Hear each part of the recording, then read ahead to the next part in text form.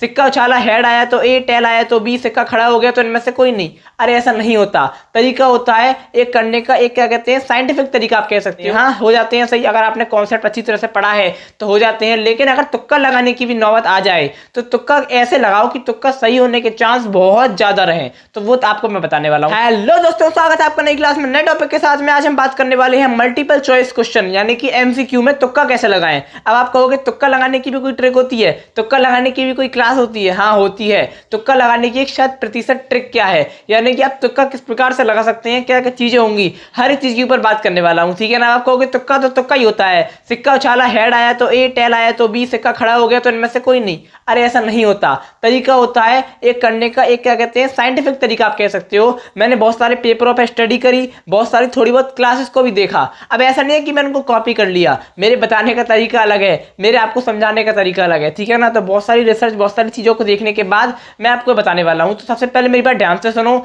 देखो, अगर आप क्लास 12th में हो तो भी क्लास आपके लिए इंपॉर्टेंट है, ठीक है ना, क्योंकि जो आपके एमसीक्यू होते हैं वो आपके हिंदी के अंदर तो आते ही आते हैं। कितना बड़ा महत्व है मैंने आपको बताया है, नहीं पता तो पता करो, बहुत बड़ा महत्व है। अगली चीज, आपके बायोलॉजी हो, फिजिक्स हो, केमिस्ट्री हो, इनमें भी आपके जहां तक कि मैथ हो, इनमें भी आपके क्या होते हैं एमसीक्यू शुरू में आते हैं। और अगर आप ये शुरू के सारे एमसीक्यू सही कर देते हो तो आप अच्छे नंबर बना लेते हो, इस बात की गारंटी है। ये रिसर्च है, थोड़ी रिसर्च की गई है चीजों के ऊपर, आप मानो या ना मानो, ठीक है ना। तो ये चीजें होती हैं। अब मेरी बात ध्यान से सुनो। अब आप कहोगे 4-5 एमसीक्यू तो ऐसे सही हो जाते हैं। हाँ हो जाते हैं सही, अगर आपने कॉन्सेप्ट अच्छी तरह से पढ़ा है तो हो जाते हैं, लेकिन अगर तुक्का लगाने की भी नौबत आ जाए तो तुक्का ऐसे लगाओ कि तुक्का सही होने के चांस बहुत ज्यादा रहे। तो वो आपको मैं बताने वाला हूं। देखो, सबसे बड़ी आपकी जो पहली चीज है, ठीक है ना, पहली चीज सुनो क्या होती है। देखो, मान लो आपके किसी ऑप्शन में दे रखा है ऑप्शन 5, 6, 7 और फिर दे दिया 77, ठीक है। ये आपके 4 ऑप्शन दे रखे हैं, तो फिर 100% गारंटी तो नहीं कहूंगा, 99% गारंटी है कि आपका ये वाला क्वेश्चन गलत सही नहीं होगा, ठीक है ना। जो भी आपको अलग से कुछ एक्सट्रीम देखे, कुछ अलग से देखे, कुछ हटके देखे, उसकी ओर तो बिल्कुल जाना ही मत। अगर तुक्का लगाने की नौबत आए तो ठीक है ना, उसकी तरफ नहीं जाना।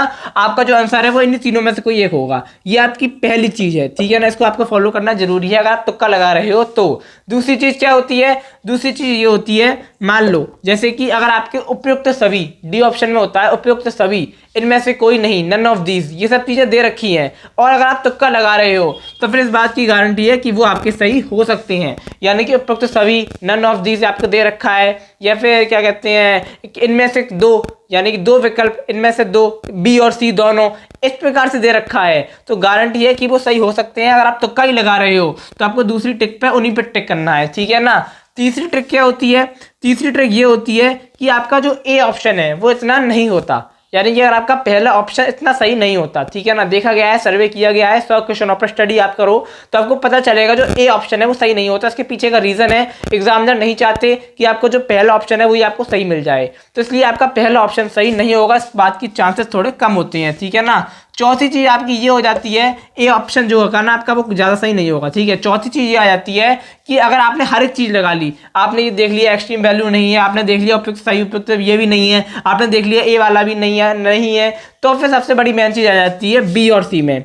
ये अगर आपने बी सी डी यानी कि ए बी सी डी में, अगर option A B C D में पूछा जाए सबसे ज्यादा प्रोबेबिलिटी किसकी है, यानी सबसे ज्यादा आने के चांस किसके हैं, तो बी के 60% चांस है कि बी वाला सही होगा, और 40% चांस होते हैं कि सी वाला सही होगा। यानी कि अगर आपको डी और सी में बिल्कुल भी वो नहीं है संशय, डी और सी तो हो ही नहीं सकते, अगर आप बी और सी में कंफ्यूज हो तो 60% चांस होते हैं कि आपका बी वाला क्वेश्चन सही होगा, ठीक है ना। अगर तुक्का ही लगाना है आपको तो 60% चांस होते हैं कि बी वाला आपका सही होगा, ठीक है ना। अब मैं ऐसी हवाबाजी में नहीं बोल रहा, मैंने एमसीक्यू देखे हैं, मैंने एमसीक्यू के पेपर देखे हैं, 100 क्वेश्चंस पर स्टडी की है, उसके बाद मैंने आपको यहाँ पर आके बता रहा हूँ। आप ये खुद भी कर सकते हो, देख सकते हो चीजों को, ठीक है ना। तो कोई भी एग्जाम हो जिसमें आपके एमसीक्यू बेस्ड क्वेश्चन आते हो तो उसके लिए छोटी सी क्लास बनाने का प्रयास किया है, आपको समझाने का प्रयास किया है कि क्या क्या चीजें होती हैं, ठीक है ना। तो आशा करता हूँ कि आपको समझ में आ गया होगा, छोटी सी क्लास के अंदर आपको समझ में आया होगा।